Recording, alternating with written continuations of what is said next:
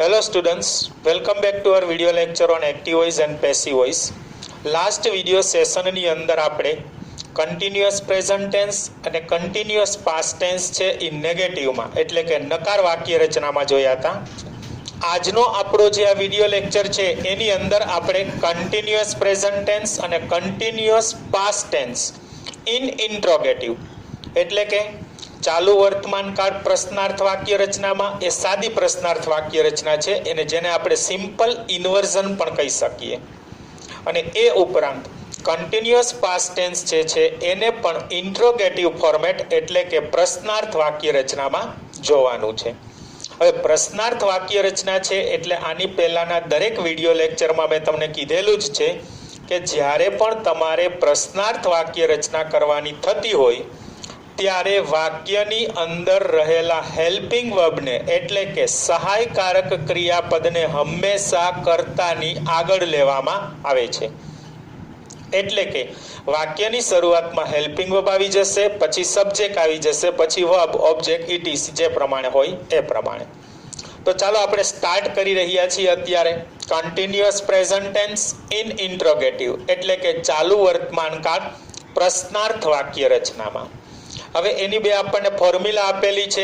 દરેક વિડિયો લેક્ચરમાં હું તમને ફોર્મ્યુલા આપું જ છું.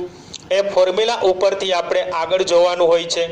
તો અહીંયા પણ આપણને continuous present tense in interrogative માટેની ફોર્મ્યુલા આપેલી છે, જેમાં એક્ટિવ વોઇસની અંદર આપણે જોઈએ તો હવે કન્ટિન્યુઅસ ટેન્સ છે અને પ્રેઝન્ટ ટેન્સ છે એટલે આપણે એમિઝારનો ઉપયોગ કરીએ છીએ. એમિઝાર છે એ ટુ બીના રૂપ છે અને હેલ્પિંગ વર્બ છે.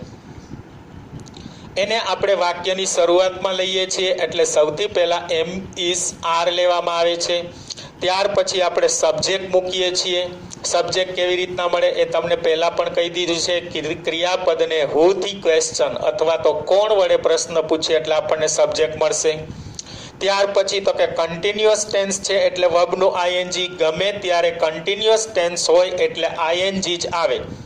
પછી કન્ટિન્યુઅસ પ્રેઝન્ટ ટેન્સ હોય, કન્ટિન્યુઅસ પાસ્ટ ટેન્સ હોય, કન્ટિન્યુઅસ ફ્યુચર ટેન્સ હોય કે પછી કન્ટિન્યુઅસ મોડલ ઓક્ઝિલરીઝ હોય. કન્ટિન્યુઅસ આવેલું હોય ત્યાં હંમેશા વર્બનું આઈએનજી જ આવશે. વર્બનું આઈએનજી પણ એક્ટિવ વોઇસમાં, એ પણ ધ્યાન રાખવાનું. વર્બનું આઈએનજી, ત્યાર પછી આવશે ઓબ્જેક્ટ જેને આપણે કર્મ કહીએ છીએ. કેવી રીતના મળશે એ આપણે ચર્ચા કરી લીધી હતી કે જ્યારે પણ આપણે ક્રિયાપદને શું અને કોનેથી પ્રશ્ન પૂછીએ એટલે કે વોટ અને હુમથી ક્વેશ્ચન કરીએ ત્યારે આપણને ઓબ્જેક્ટ મળે છે. ઓબ્જેક્ટ બે પ્રકારના હશે, સજીવ કર્મ અને નિર્જીવ કર્મ. એ પણ ખબર પડી જશે. વોટથી ક્વેશ્ચન કરીએ ત્યારે નિર્જીવ કર્મ મળશે અને હુમથી ક્વેશ્ચન કરીએ ત્યારે સજીવ કર્મ હશે. અને ત્યાર પછી લાસ્ટમાં આવશે ઇટીસી જેને આપણે શું કહીએ છીએ, પ્રશ્નાર્થ વાક્ય રચના કહીએ છીએ. એટલે કે લાસ્ટમાં આપણે શું મૂકવાનું રહેશે, પ્રશ્નાર્થ ચિહ્ન આપણે મૂકશું. બરાબર. હવે એને આપણે પેસિવ રચના કરવી છે તો શું થશે, તો દરેક લેક્ચરમાં કહું છું, આ લેક્ચરમાં પણ એ જ કહું છું કે સબ્જેક્ટ અને ઓબ્જેક્ટ છે એના સ્થાન બદલવાના. બરાબર છે. ઘણા લોકો આમાં ભૂલ કરે છે, ઘણા સ્ટુડન્ટ્સની ભૂલ થાય છે કે સબ્જેક્ટ અને ઓબ્જેક્ટના સ્થાન છે એ બદલતા હોતા નથી. તો અહીંયા પણ પ્રશ્નાર્થ વાક્ય રચના છે એટલે પહેલા કીધેલું હતું કે હંમેશને માટે હેલ્પિંગ વર્બ છે એ વાક્યની શરૂઆતમાં જ આવશે. એટલે એમિઝાર છે એને વાક્યની સ્ટાર્ટિંગમાં જ રાખીએ છીએ, શરૂઆતમાં જ રાખીએ છીએ. ત્યાર પછી શું કરવાનું છે તો કે જે તમને એક્ટિવ વોઇસમાં ઓબ્જેક્ટ આપેલું છે, કર્મ આપેલું છે, એ કર્મ જે છે એની આપણે કર્તા વિભક્તિ કરવાની છે. કર્તાનું કર્મ કરશું એટલે ઓબ્જેક્ટનું સબ્જેક્ટ કરીએ છીએ. વિભક્તિ પણ બદલશે, સર્વનામ હોય ત્યારે ખાસ ધ્યાન રાખજો. ત્યાર પછી પેસિવ રચના કરવી છે એટલે B+V3 મેં પહેલા પણ કીધેલું હતું. તો અહીંયા કન્ટિન્યુઅસ ટેન્સ છે એટલે આપણે બીઈંગ લઈએ છીએ, કારણ કે ટુ બીના રૂપમાં આપણે એમિઝાર પણ લઈ લીધું, વોઝવેર પણ લઈ લીધું અને બી પણ લઈ લીધું. તો હવે કન્ટિન્યુઅસ ટેન્સમાં આપણે બીઈંગ મૂકીએ છીએ. ત્યાર પછી આવશે V3 જેને આપણે ભૂત કૃદંત કહીએ છીએ અથવા તો પાસ્ટ પાર્ટિસિપલ કહીએ છીએ. ઇટીસી મૂકીએ છીએ અને લાસ્ટમાં શું આવે છે તો કે બાય પ્લસ સબ્જેક્ટનું ઓબ્જેક્ટ અને ક્વેશ્ચન માર્ક. ક્લિયર. તો આ બંને આપણે ફોર્મ્યુલા જે છે એના આધારે નીચે એક્ઝામ્પલ આપ્યા છે એ સોલ્વ કરશું એટલે તમારા ડાઉટ છે એ ક્લિયર થઈ જશે. આ જે ફોર્મ્યુલા છે અથવા તો સેન્ટેન્સ પેટર્ન જે છે એ ખાસ યાદ રાખવાની છે. જોવાની છે. તમે તમારી રીતે ટ્રીકથી પણ યાદ રાખી શકો છો. સિમ્પલી તમે જોશો તો પ્રશ્નાર્થ વાક્ય રચનામાં હેલ્પિંગ વર્બ પહેલા આવે એટલું જ યાદ રાખવાનું છે, પછી સબ્જેક્ટ, વર્બ, ઓબ્જેક્ટ અને ઇટીસી. હવે કેમાં કયું હેલ્પિંગ વર્બ આવે એટલું તમે યાદ રાખો તો તમારે કોઈ પણ પ્રશ્નાર્થ વાક્ય રચના છે એની ફોર્મ્યુલા યાદ રાખવાની જરૂર પડે નહીં. બરાબર? તો ચાલો હવે એના એક્ઝામ્પલ છે એ આપણે સોલ્વ કરીએ એટલે તમને ડાઉટ બધા ક્લિયર થઈ જશે. પહેલું વાક્ય આપેલું છે કે are you making a kite now? શું તમે અત્યારે પતંગ બનાવી રહ્યા છો? શું કહે છે? R you making a kite now? A kite, પતંગ. તો પહેલા તો એ નક્કી કરીએ કે આપણને જે સેન્ટેન્સ આપેલું છે એ એક્ટિવ વોઇસ છે કે પેસિવ વોઇસ. તો એક્ટિવ વોઇસ અને પેસિવ વોઇસ માટે કી પોઈન્ટ છે બીઇંગ પ્લસ V3, એટલે કે બી પ્લસ V3 હોય તો જ પેસિવ હશે, નહીં તો તમારું સેન્ટેન્સ એક્ટિવ વોઇસ જ હોય. તો અહીંયા તમે જોઈ શકો છો આર અને વર્બનું આઈએનજી આપેલું છે, તો એમ ઇઝ આર અને વર્બનું આઈએનજી આપેલું છે. ઇટ મીન્સ આપણું સેન્ટેન્સ કેવું છે? એક્ટિવ વોઇસ છે. હવે સબ્જેક્ટ અને ઓબ્જેક્ટ જે છે એ ફાઇન્ડ કરી લઈએ. મેક એટલે બનાવવું. કોણ બનાવે છે? તો યુ. તો યુ જે છે એ આપણો સબ્જેક્ટ છે. શું બનાવે છે? પતંગ. તો પતંગ જે છે એ આપણું શું છે? કર્મ છે. તો એક્ટિવ પેસિવ નક્કી થઈ ગયું. સબ્જેક્ટ અને ઓબ્જેક્ટ પણ નક્કી કરી લીધા. તો હવે શું કરવાનું છે? તો કે આ બંનેના સ્થાન બદલવાના છે અને આ પેટર્ન પ્રમાણે વાક્ય બનાવવાનું. તો ચાલો આપણે સેન્ટેન્સ બનાવીએ. તો શું કહેવા માંગે છે આપણને? પહેલા પ્રશ્નાર્થ વાક્ય રચના છે. કાઇટને આપણે પહેલા લેવાનું છે. તો શું યાદ રાખશું? તો કે કાઇટ જે છે એના આધારે આપણે એમિઝારમાંથી મૂકવાનું છે. તો સ્વાભાવિક છે શું આવશે? ઇઝ. ત્યાર પછી અ કાઇટ આપેલું છે તો અ કાઇટ જ રાખીએ છીએ. Is a kite. ત્યાર પછી શું મૂકવાનું છે? ઓબ્જેક્ટનું સબ્જેક્ટ કઈ કરી લીધું, નામ છે એટલે નામ જ રહેશે, કંઈ ચેન્જ કરવાનું રહેતું નથી. ત્યાર પછી બીઇંગ મૂકવાનું છે તો બીઇંગનું બીઇંગ જ રહેશે. ત્યાર પછી V3 મૂકવાનું છે તો મેકિંગમાંથી આઈએનજી નીકળી જશે, મેક થશે અને એનું પાસ્ટ પાર્ટિસિપલ આપણે શું કરીએ છીએ? મેડ કરીએ છીએ. ઇઝ અ કાઇટ બીઇંગ મેડ. પછી શું કહે છે? ઇટીસી મૂકવાનું છે તો ઇટીસીનું ઇટીસી જ રહેશે, નાવનું નાવ જ મૂકીએ છીએ, કંઈ ચેન્જ નહીં થાય. અને લાસ્ટમાં આપણને એમ કે છે બાય પ્લસ સબ્જેક્ટનું ઓબ્જેક્ટ. તો આપણો સબ્જેક્ટ કોણ છે? યુ છે. તો શું થઈ જશે? By you. અને લાસ્ટમાં શું મૂકી દેશું આપણે? ક્વેશ્ચન માર્ક, કારણ કે આપણી પ્રશ્નાર્થ વાક્ય રચના છે. તો આખું સેન્ટેન્સ શું બને છે? Is a kite being made now by you. તો જો આ જ પ્રમાણે થશે. ઇઝ આવી ગયું, અ કાઇટ આવી ગયું, બીઇંગ આવી ગયું, મેડ આવી ગયું, ઇટીસી આવી ગયું અને બાય પ્લસ સબ્જેક્ટનું ઓબ્જેક્ટ આવી ગયું. ક્લિયર? તો સેકન્ડ સેન્ટેન્સમાં જઈએ. શું કહે છે second sentence? Is he hitting the nail with a hammer? Hammer એટલે હથોડી, નેલ એટલે ખીલી. તો એમ કે છે શું તે હથોડી વડે ખીલી છે એને ફટકારી રહ્યો છે અથવા તો મારી રહ્યો છે? એટલે કે એવું કહેવા માંગે છે કે તે હથોડીથી ખીલી ખૂંચાડી રહ્યો છે, હિટ કરી રહ્યો અથવા તો ફટકારી રહ્યો છે, એવું પણ કહી શકીએ. તો ચાલો પહેલા એ ડિસાઈડ કરીએ એક્ટિવ વોઇસ છે કે પેસિવ વોઇસ. તો તમે અહીંયા જોઈ શકો છો ઇઝ અને હિટિંગ જ આપેલું છે, બીઇંગ ક્યાંય આપણને આપેલું નથી. તો આપણું સેન્ટેન્સ છે એ કેવું બને છે? તો કે એક્ટિવ વોઇસ બને છે. હવે આપણે એ ડિસાઈડ કરીએ કે એમાં આપણો સબ્જેક્ટ કોણ છે અને આપણું ઓબ્જેક્ટ કોણ છે. હિટ એટલે ફટકારવું. કોણ ફટકારી રહ્યું છે? હી. તો હી જે છે એ આપણો સબ્જેક્ટ છે. શું ફટકારી રહ્યો છે? The nail. તો નેલ જે છે એ આપણું શું છે? ઓબ્જેક્ટ છે. તો આપણને સબ્જેક્ટ કઈ મળી ગયું, ઓબ્જેક્ટ કઈ મળી ગયું અને સેન્ટેન્સ એક્ટિવ વોઇસ છે એ પણ ખબર પડી ગઈ. તો હવે પેસિવ વોઇસ કરવું છે તો શું કરીએ છીએ? તો કે વાક્યની શરૂઆતમાં એમિઝાર મૂકવાનું, પણ એ એમિઝાર અહીંયા આવતા સબ્જેક્ટને આધારે હોય. તો આપણે કોને પહેલા લેવાનું છે? નેલને. પણ નેલ એક વચન છે એટલે આપણે શું મૂકીએ છીએ? ઇઝ. પછી ધ નેલ આપેલું છે એટલે ધ નેલ જ રહેશે. ત્યાર પછી શું મૂકવાનું છે? બીઇંગ. ત્યાર પછી શું મૂકવાનું છે? V3. તો હિટિંગ આપેલું છે એટલે આઈએનજી નીકળી જશે એટલે ટી પણ નીકળી જશે. ખબર જ છે આપણને શું વાક્યને અંતે આવતા વ્યંજનની પહેલા એક જ સ્વર હોય તો આઈએનજી કરતી વખતે વ્યંજન બેવડાય છે. બેવડાય છે એટલે કે બે વખત લખવાનું હોય છે. એટલે અહીંયા આઈએનજી આપણે કાઢીએ છીએ તો ટી જે છે એ પણ નીકળે છે એટલે હીટ થશે. હવે હીટ જે છે એ આપણું મૂળરૂપ થઈ ગયું, તો એનું ત્રીજું રૂપ શું થશે? તો આપણે પહેલા પણ ચર્ચા કરેલી હતી કે હીટ હીટ અને hit, cut cut cut, put put put, shut shut shut, hit hit hit, hurt hurt hurt, આવા ઘણા બધા ક્રિયાપદ હતા 10માં આપણે જોઈ ગયા. તો અહીંયા આપણે શું રાખીએ છીએ? હીટ જ રાખીએ છીએ. Is the nail being hit. ત્યાર પછી શું મૂકવાનું છે? ઈટીસી મૂકવાનું છે. તો ઈટીસી માં શું આપ્યું છે? With a hammer.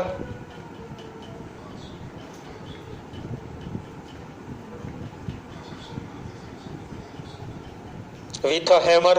અને લાસ્ટમાં શું કહે છે? બાય પ્લસ સબ્જેક્ટ નું ઓબ્જેક્ટ. તો આપણને સબ્જેક્ટ કોણ આપેલું છે? હી આપેલું છે. તો શું થઈ જશે? બાય હી મને ક્વેશ્ચન માર્ક. ઓકે, તો આ આપણું સેન્ટેન્સ બની ગયું. Is the nail being hit with a hammer by him. Clear? ત્યાર પછી આપણે થર્ડ સેન્ટેન્સમાં જોઈએ. Is she throwing the wastage outside. શું તે? વેસ્ટેજ એટલે કચરો, બગાડ, કચરો. થ્રોઈંગ એટલે ફેંકવું અથવા તો ફેંકી રહી છે. આઉટસાઇડ એટલે બહારની બાજુએ. શું તેણી કચરો બહારની બાજુએ ફેંકી રહી છે? તો ચાલો એ નક્કી કરીએ પહેલા કે સેન્ટેન્સ આપણને એક્ટિવ વોઇસ આપેલું છે કે પછી પેસિવ વોઇસ. તો ઇઝ આપ્યું છે અને આઈએનજી આપેલું છે. એમિઝાર અથવા તો ઇઝ અને વર્બનું આઈએનજી. તો આપણને સેન્ટેન્સ કેવું આપેલું છે? Active voice. ક્લિયર થઈ ગયું? હવે આપણે એ જોઈએ કે એમાં સબ્જેક્ટ કોણ છે અને ઓબ્જેક્ટ કોણ છે. થ્રોઈંગ એટલે ફેંકવું. કોણ ફેંકી રહ્યું છે? તો કે સી. તો સી જે છે એ આપણું શું છે? સબ્જેક્ટ છે. શું ફેંકી રહી છે? The wastage. તો વેસ્ટેજ જે છે એ આપણું શું છે? ઓબ્જેક્ટ છે. એક્ટિવ પેસિવ ડિસાઇડ થઈ ગયું. સબ્જેક્ટ અને ઓબ્જેક્ટ પણ મળી ગયા. તો ચાલો સેન્ટેન્સ જે છે એને પેસિવ રચના કરીએ. તો અહીંયા આપણે એમિઝાર મૂકવાનું છે અને અહીંયા શું આવી જશે? વેસ્ટેજ આવી જશે. તો વેસ્ટેજ તો ત્રીજા પુરુષ એકવચનમાં જ આવશે એટલે આપણે શું લખીએ છીએ? ઇઝ. ત્યાર પછી the wastage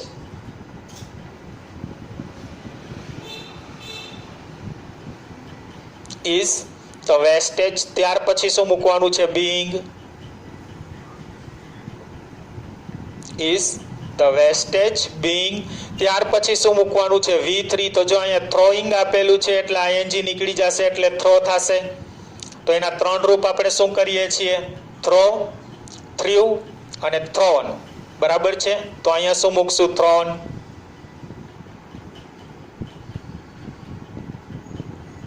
is the wastage being thrown. ત્યાર પછી શું મૂકવાનું છે? ઇટીસી. તો આપણને શું આપ્યું છે? આઉટસાઇડ. અને લાસ્ટમાં શું મૂકવાનું છે? બાય પ્લસ સબ્જેક્ટ નું ઓબ્જેક્ટ. તો આપણને કોણ આપેલું છે? સી. તો એનું શું થઈ જશે? By her. અને લાસ્ટમાં શું આવશે? Question mark. આખું સેન્ટેન્સ શું બન્યું? Is the wastage being thrown outside by her. Clear? શું તેણી દ્વારા કચરો બહારની બાજુએ ફેંકાઈ રહ્યો છે? ગમે ત્યારે પેસિવ રચના તમે કરશો ને એટલે ગુજરાતીમાં તમારું બોલાતું જે ક્રિયાપદ છે ને એની પાછળ આઈ જ બોલશો. ફેંકવું તો ફેંકાય, રમવું તો રમાય, દોડવું તો દોડાય, લખવું તો લખાય. બરાબર છે? આ એક કી પોઈન્ટ છે, યાદ રાખી લેજો. હવે ત્યાર પછીનું આપણું ચોથું સેન્ટેન્સ જે છે એમાં જોઈએ. Are the citizens being helped during COVID-19 by the government. Gujarati શું થશે? શું સરકાર દ્વારા નાગરિકોને કોવિડ-19 દરમિયાન મદદ કરવામાં આવી રહી છે અથવા તો મદદ કરાઈ રહી છે? આવું સેન્ટેન્સ છે. તો હવે પહેલા તો એ ડિસાઇડ કરીએ કે આપણને સેન્ટેન્સ એક્ટિવ વોઇસ આપેલું છે કે પેસિવ વોઇસ. તો એમિઝાર આપ્યું છે. પછી જો બીઈંગ અને હેલ્પ્ડ આપેલું છે તો બીઈંગ અને V3, ટૂંકમાં B+V3 આવી ગયું. પેસિવનો તમારો કી પોઈન્ટ એક જ છે કે જો સેન્ટેન્સમાં B+V3 આપેલું હોય એટલે તમારું સેન્ટેન્સ પેસિવ વોઇસ જ હોય, એક્ટિવ અને પેસિવમાં. ઓકે, તો અહીંયા આપણને જે આ સેન્ટેન્સ આપેલું છે ને એ આપણું સેન્ટેન્સ છે એ પેસિવ વોઇસ છે, અને એ પેસિવ વોઇસમાંથી આપણે શું કરવાનું છે, એક્ટિવ વોઇસ. તો પેસિવ વોઇસ હોય તો ઓબ્જેક્ટનું સબ્જેક્ટ શું હશે, તો કે સિટીઝન્સ જે છે એ આપણું ઓબ્જેક્ટનું સબ્જેક્ટ છે, અને બાય ધ જે ગવર્મેન્ટ આપેલું છે એ આપણું સબ્જેક્ટનું ઓબ્જેક્ટ છે. હવે પેસિવમાંથી જ્યારે એક્ટિવ કરો ત્યારે પણ અહીંયા યાદ રાખવાનું છે કે બંનેના સ્થાન આપણે બદલીએ છીએ, અને એ જ રીતે એક્ટિવમાંથી પેસિવ કરો ત્યારે પણ સ્થાન બદલશે, આ ભૂલવાનું નથી. તો અહીંયા પણ કંઈક એવું જ થશે, ગવર્મેન્ટ જે છે એ આગળ આવી જશે અને ધ સિટીઝન્સ જે છે એ વર્બની પછી જતું રહેશે. તો આપણે સેન્ટેન્સ બનાવીએ છીએ. હવે અહીંયા આપણે ગવર્મેન્ટ લખશું એટલે એની સાથે એમિઝારમાંથી શું આવશે તમને ખબર જ છે, બરાબર. તો આપણે શું મૂકીએ છીએ એની સાથે, ઇઝ મૂકીએ છીએ. ત્યાર પછી શું લેવાનું છે સબ્જેક્ટ તરીકે, ધ ગવર્મેન્ટ.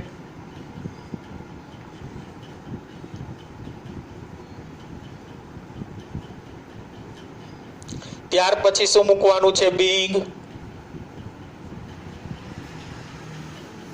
ત્યાર પછી V3 મૂકવાનું છે. તો આપણને શું આપેલું છે, હેલ્પડ. ઈડી નીકળી જશે એટલે હેલ્પ થશે, અને એનું આપણે શું કરવાનું છે, વર્બનું ING. કારણ કે આ પ્રમાણે આપણે વાક્ય બનાવવાનું છે. એટલે પહેલા ઇઝ મૂકી દીધું, પછી આપણે સબ્જેક્ટ જે છે ગવર્મેન્ટ મૂકી દીધું, હવે વર્બનું ING કરવાનું છે. બીઈંગ તો નીકળી જ જશે, એ તો ખ્યાલ જ છે.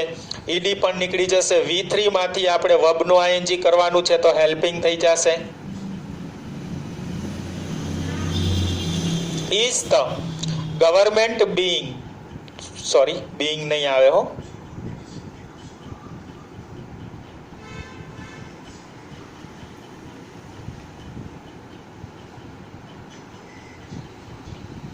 is the government સીધું વર્બનું ING જ કરવાનું છે, being છે એ નીકળી જશે. is the government helping, પછી શું મૂકવાનું છે, ઓબ્જેક્ટ. તો આપણું ઓબ્જેક્ટ કોણ છે, ધ સિટીઝન્સ.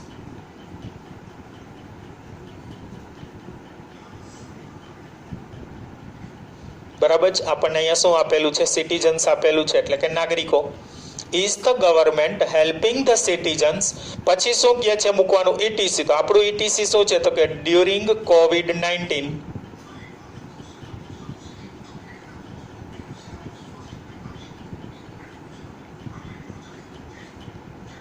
અને લાસ્ટમાં શું આવી જશે, ક્વેશ્ચન માર્ક. શું સરકાર COVID-19 દરમિયાન નાગરિકોને મદદ કરી રહી છે? હાલની પરિસ્થિતિ આપણને ખબર જ છે આ રીતનું ચાલે છે, એટલે એના માટેનું સેન્ટેન્સ આપ્યું છે. અને ત્યાર પછી પાંચમું સેન્ટેન્સ આપણું જે છે એમાં જોઈએ છીએ, is English being learned online by you. હવે પહેલા એ નક્કી કરીએ કે વાક્ય આપણને એક્ટિવ વોઇસ છે કે પેસિવ વોઇસ. એમ કહેવા માંગે છે કે શું અંગ્રેજી તમે ઓનલાઈન તમારા દ્વારા શીખી રહ્યા છો અથવા તો શીખાઈ રહ્યું છે. તો અહીંયા આપણને વાક્ય જે છે એ પહેલા એક્ટિવમાં આપેલું છે કે પેસિવમાં એ નક્કી કરીએ છીએ. તો તમે જોઈ શકો છો બીઈંગ અને લર્નેડ આપેલું છે, બીઈંગ +V3 આપેલું છે. તો એનો અર્થ એમ કે આપણને સેન્ટેન્સ જે આપેલું છે એ કેવું છે, પેસિવ વોઇસ છે. તો હવે આપણે સબ્જેક્ટ અને ઓબ્જેક્ટ જોઈએ, બરાબર છે, શીખવાની વાત છે. તો અહીંયા ઇંગ્લિશ આપણને આપેલું છે, તો એ ખરેખર શું મૂકેલું છે, ઓબ્જેક્ટનું સબ્જેક્ટ. કારણ કે ઇંગ્લિશ છે એ પોતે ને પોતે લર્નની ક્રિયા તો કરે નહીં, એટલે આગળ આપણને ઓબ્જેક્ટ આપેલું છે. અને ત્યાર પછી કોના દ્વારા લર્ન કરવાની વાત છે, તો કે યુ. તો યુ જે છે એ આપણું સબ્જેક્ટનું ઓબ્જેક્ટ છે. ઇંગ્લિશ જે છે એ આપણું ઓબ્જેક્ટનું સબ્જેક્ટ છે, અને બાય યુ માંથી જે યુ આપેલું છે એ આપણું સબ્જેક્ટનું ઓબ્જેક્ટ છે. ક્લિયર? તો આપણને પેસિવ વોઇસમાં સેન્ટેન્સ આપેલું છે, અને હવે એ વાક્ય જે છે એને આપણે શેમાં કરી રહ્યા છીએ, એક્ટિવ વોઇસમાં કરી રહ્યા છીએ. તો સૌથી પહેલા આપણે શું લેવાનું થશે, એમિઝાર.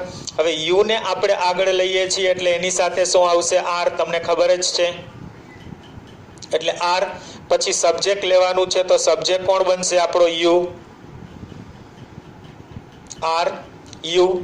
ત્યાર પછી શું મૂકવાનું થાય છે, આપણે વર્બનું ING.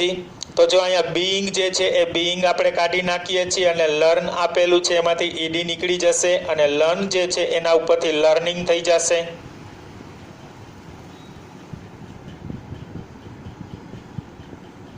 આર યુ લર્નિંગ, શું લર્ન કરવાની વાત છે? અહીંયા ઓબ્જેક્ટ મૂકવાનું છે તો ઇંગ્લિશ.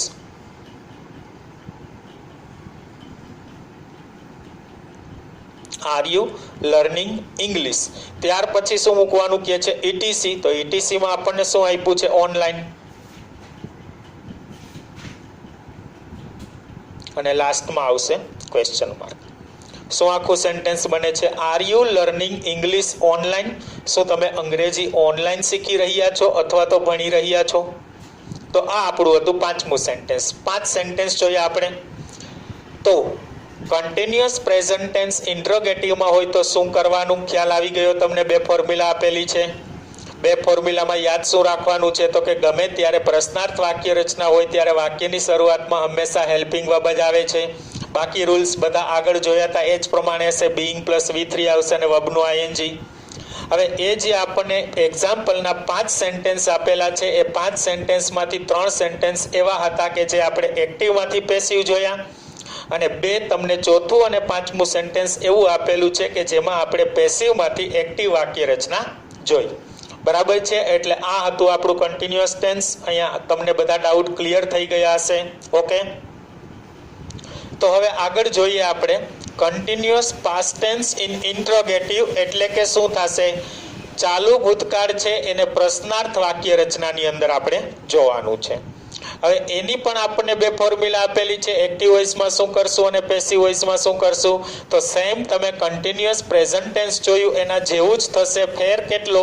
તો કે અહીંયા આપણે એમિઝાર યુઝ કરતા હતા, અહીંયા વોઝવેર આવશે, અહીંયા પણ વોઝવેર આવશે. બાકીનું બધું જ સેમ છે, તમે જોઈ શકો છો. તો આપણે એક્ટિવ વોઇસ કરવું હોય તો શું કરવાનું છે? તો કે સૌથી પહેલા વોઝવેર લેવાનું છે. ત્યાર પછી સબ્જેક્ટ લેશું. કેવી રીતના મળે આગલા લેક્ચરમાં આપણે જોઈ જ લીધું છે. ત્યાર પછી વર્બનું આઈએનજી મૂકવાનું છે, પછી ઓબ્જેક્ટ મૂકવાનું છે અને ઇટીસી મૂકવાનું છે, અને લાસ્ટની અંદર આપણે શું મૂકીએ છીએ? ક્વેશ્ચન માર્ક મૂકીએ છીએ. બરાબર? તો એ હતી આપણી એક્ટિવની પેટર્ન કે જેમાં વોઝવેર લઈએ છીએ. ઓમાં એમિઝાર લેતા હતા, અહીંયા વોઝવેર આવશે. અને પેસિવ વોઇસ જો કરવાનું થતું હોય તો વાક્યની શરૂઆતમાં પહેલા વોઝવેર લઈએ છીએ, ત્યાર પછી ઓબ્જેક્ટનું સબ્જેક્ટ. અહીંયા જે આપણને ઓબ્જેક્ટ આપેલું છે એ ઓબ્જેક્ટનું અહીંયા સબ્જેક્ટ કરવાનું છે. ત્યાર પછી બીઇંગ મૂકીએ છીએ. ત્યાર પછી V3 એટલે કે વર્બનું પાસ્ટ પાર્ટિસિપલ, જેને આપણે શું કહીએ છીએ? ભૂતકૃદંત. અને ત્યાર પછી ઇટીસી આવે છે અને લાસ્ટમાં શું મૂકીએ છીએ? તો કે બાય પ્લસ સબ્જેક્ટનું ઓબ્જેક્ટ. અહીંયા જે સબ્જેક્ટ છે એનું અહીંયા કર્મ કરી અને મૂકવાનું રહેશે. તો આ હતી આપણી એક્ટિવ વોઇસ અને પેસિવ વોઇસની ફોર્મ્યુલા, અથવા તો એને આપણે સેન્ટેન્સ પેટર્ન પણ કહી શકશું. કોઈ પણ તમારું વાક્ય પ્રશ્નાર્થમાં બનાવવાનું થતું હોય અને એ પણ કન્ટિન્યુઅસ પાસ્ટ ટેન્સમાં હોય તો આ પેટર્ન પ્રમાણે જ બને. વધીને ઓબ્જેક્ટ અને ઇટીસી હોય અથવા ન હોય. બાકી એ વોઝવેર, સબ્જેક્ટ અને વર્બનું આઈએનજી તો ઓછામાં ઓછું જોઈએ જ. વાક્ય બનાવવા માટે સબ્જેક્ટ અને વર્બ જે છે એ નેસેસરી છે, જરૂરી છે, તો જ તમારું વાક્ય બને. હવે વર્બ એટલે અલગ અલગ ટેન્સ પ્રમાણે બદલા રાખશે. ઓકે, તો આ આપણે એક્ટિવ અને પેસિવની ફોર્મ્યુલા જોઈ લીધી. તો ચાલો ડાયરેક્ટ આપણે જોઈએ હવે એના એક્ઝામ્પલ છે એમાં, એટલે લગભગ આ ટેન્સના તમારા ડાઉટ જે છે એ પણ ક્લિયર થઈ જશે, કાંઈ પ્રોબ્લેમ રહેશે નહીં. એમાં પહેલું સેન્ટેન્સ આપણને આપેલું છે, was he doing this exercise van you કેમ. હવે અહીંયા મેં તમને થોડાક સેન્ટેન્સ જે છે એ વેન વાળા લીધેલા છે, જેને આપણે કેવા કહેશું? એડવર્બ ક્લોઝ ઓફ ટાઈમ, સમયદર્શક ક્રિયા વિશેષણ રૂપ ઉપવાક્ય, એવું ગુજરાતી કરીએ છીએ.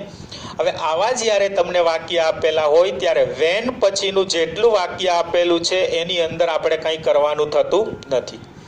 એ તમારે તમારું ઇટીસી જ સમજવાનું છે અને પાછળ જેમ વાક્ય પૂરું થાય, જ્યાં તમારું આ વાક્ય પૂરું થશે એની પાછળ વેનથી વાક્ય જોડી દેવાનું છે.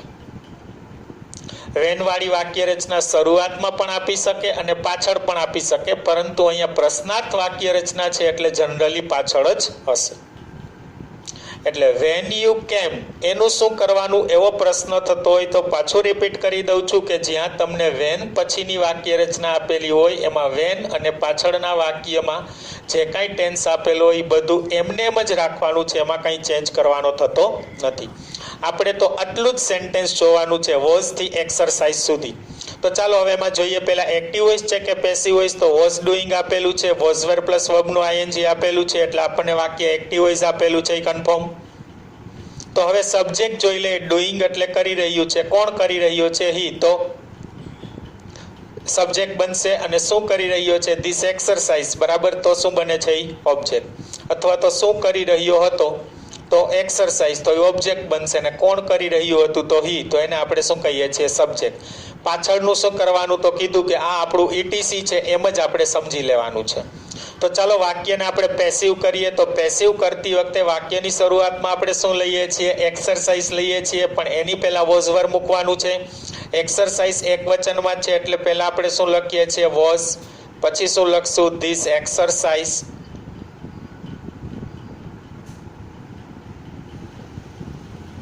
પછી શું મૂકવાનું છે? આપણે ઓબ્જેક્ટનું સબ્જેક્ટ અહીં લઈ લીધું. પછી બીઈંગ મૂકવાનું છે. Was this exercise being. પછી V3 મૂકવાનું છે. તો ડુઈંગ આપેલું છે એનું શું થઈ જશે? ડન.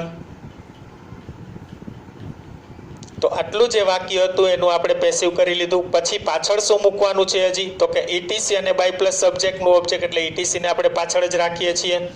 તો હવે હી આપેલું છે એનું શું થઈ જશે? By him. અને પાછળ શું જોડી દેવાનું? વેન યુ કેમ.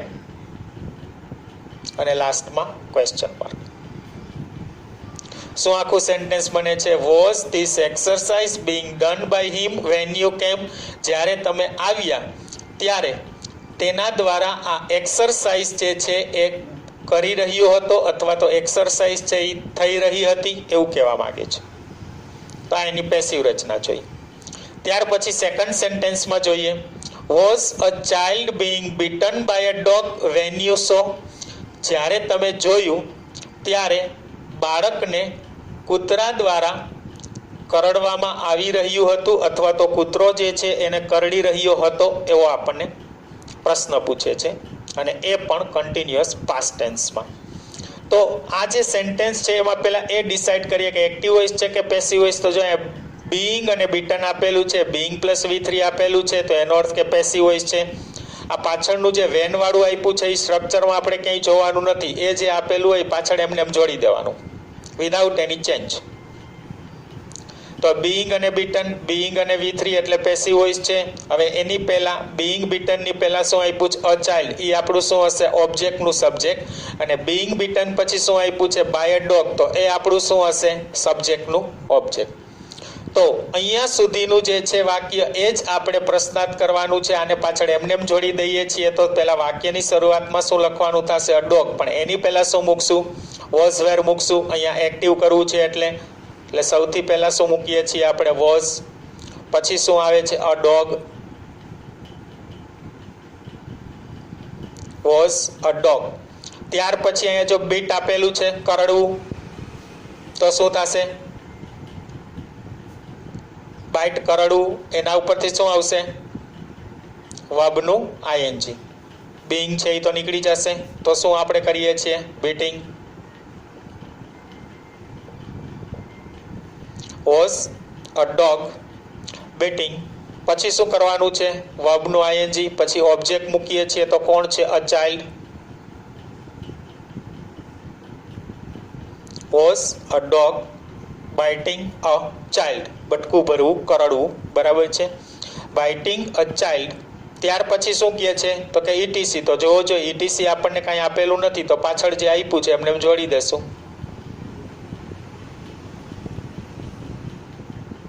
અને લાસ્ટમાં શું આવી જશે? Question mark. બરાબર. Was a dog biting a child when you saw. જ્યારે તમે જોયું ત્યારે શું કૂતરો બાળકને કરડી રહ્યો હતો? થર્ડ સેન્ટેન્સમાં was the teacher asking the questions. શું ટીચર છે એ પ્રશ્નો પૂછી રહ્યા હતા અથવા તો પૂછતા હતા? તો અહીંયા જોશું તો વોઝ અને આસ્કિંગ આપેલું છે આપણને. તો કે વોઝ અને વર્બનું આઈએનજી આપેલું છે. તો વાક્ય કેવું છે? એક્ટિવ વોઇસ છે. તો ટીચર છે એ આપણું સબ્જેક્ટ છે ને ક્વેશ્ચન્સ જે છે એ આપણું ઓબ્જેક્ટ છે. તો પેસિવ રચના કરીએ તો સૌથી પહેલા શું મૂકવાનું થશે? તો કે ક્વેશ્ચન્સ. અને એની પહેલા શું મૂકીએ છીએ? વોઝ વેર. તો ક્વેશ્ચન બહુવચનમાં છે તો પહેલા શું લખીએ છીએ આપણે? વેર.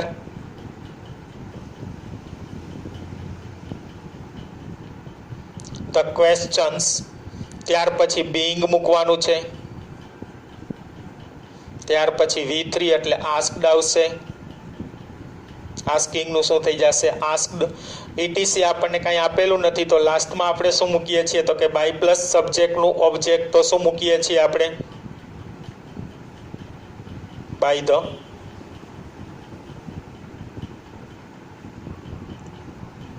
ટીચર અને question mark. Were the questions being asked by the teacher, so teacher દ્વારા પ્રશ્નો પૂછાઈ રહ્યા હતા. ફોર્થ સેન્ટેન્સમાં was the old man crossing the road when you met, જ્યારે તમે મળ્યા ત્યારે એ વૃદ્ધ માણસ છે એ રસ્તો પાર કરી રહ્યો હતો. તો એમાં પણ when you met લાસ્ટ એમને જ રાખવાનું છે. તો આગળનું સેન્ટેન્સ આપણે જોઈએ. was અને ક્રોસિંગ આપ્યું છે તો was અને વર્બનું ING આપ્યું છે એટલે એક્ટિવ વોઇસ છે. ત્યાર પછી શું છે તો કે સબ્જેક્ટ, તો કે ધ ઓલ્ડ મેન, અને ઓબ્જેક્ટ આપણું કોણ થશે, કોણ ક્રોસ કરી રહ્યું, શું ક્રોસ કરી રહ્યું છે ધ રોડ, તો એ આપણું શું બનશે ઓબ્જેક્ટ બનશે. તો ચાલો જોઈએ. હવે રોડ જે છે એને આપણે સબ્જેક્ટ તરીકે લઈએ છીએ, એક્ટિવ વોઇસ આપ્યું છે એમાંથી પેસિવ કરવું છે એટલે એની સાથે શું આવશે વોઝ, પછી આવશે ધ રોડ,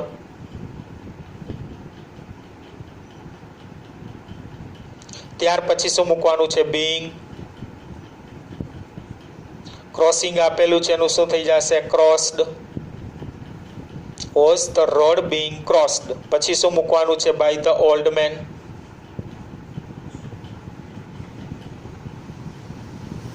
અને લાસ્ટમાં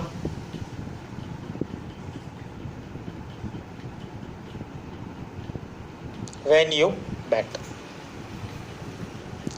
Was the road being crossed by the old man when you met, જ્યારે તમે મળ્યા ત્યારે વૃદ્ધ માણસ દ્વારા રસ્તો પાર કરાઈ રહ્યો હતો. પાંચમું sentence were the topics being revised by the students, શું બધા ટોપિક્સ જે છે એ વિદ્યાર્થીઓ દ્વારા પુનરાવર્તન કરવામાં આવી રહ્યા હતા. તો આપણે એક્ટિવ છે કે પેસિવ જોઈએ તો બીઇંગ અને રિવાઇઝડ આપેલું છે, બીઇંગ અને V3 આપેલું છે એટલે પેસિવ હશે. હવે સબ્જેક્ટ કોણ બને છે આપણો ધ ટોપિક્સ, એટલે કે ઓબ્જેક્ટનું સબ્જેક્ટ હશે અને બાય ધ સ્ટુડન્ટ્સ જે છે એ સબ્જેક્ટનું ઓબ્જેક્ટ હશે. એ બંનેના સ્થાન છે એ આપણે ઇન્ટરચેન્જ કરીએ છીએ. તો એક્ટિવ કરવું હોય તો પહેલા વોઝ વેર આવશે, તો આપણે બાય પ્લસ સબ્જેક્ટનું ઓબ્જેક્ટ અહીંયા સબ્જેક્ટ તરીકે લઈએ છીએ એટલે સ્ટુડન્ટ્સને આગળ લેશું તો એની સાથે શું આવશે વાર આવશે.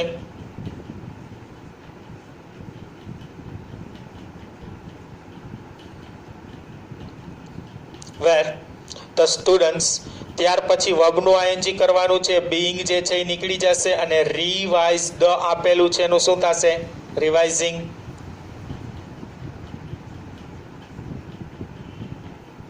રિવિઝન ઉપરથી, રિવિઝન ઈ નાઉન છે એના ઉપરથી રિવાઇઝ થશે. વર ધ સ્ટુડન્ટ્સ રિવાઇઝિંગ, અને ત્યાર પછી શું મૂકવાનું છે ઓબ્જેક્ટ, શું રિવાઇઝ કરવાની વાત છે ધ ટોપિક્સ, અને ETC માં તો કે કાંઈ આપેલું નથી તો ક્વેશ્ચન માર્ક. બરાબર. તો આ હતું આપણું પાંચમું સેન્ટેન્સ જેનો આન્સર આપણે કરીએ છીએ વેર ધ સ્ટુડન્ટ્સ રિવાઇઝિંગ ધ ટોપિક્સ, શું વિદ્યાર્થીઓ ટોપિક્સ જે છે એ પુનરાવર્તન કરી રહ્યા હતા. આ આપણા 5 સેન્ટેન્સ. તો કન્ટિન્યુઅસ પાસ્ટ ટેન્સમાં પણ તમને લગભગ સમજાઈ ગયું હશે, કાંઈ ડાઉટ હશે નહીં તમને, ઓલમોસ્ટ ક્લિયર. જેની આપણે ફોર્મ્યુલા જોઈ, એ ઉપરાંત એના 5 વાક્ય જોયા જેમાં એક્ટિવ વોઇસ અને પેસિવ વોઇસ બધાનો આપણે સમાવેશ કરી લીધો. એટલે કે તમારા ડાઉટ છે એ બધા ક્લિયર થઈ ગયા હશે. Now you understood the topic. I hope there will be no more doubt. So goodbye and see you again in next video lecture.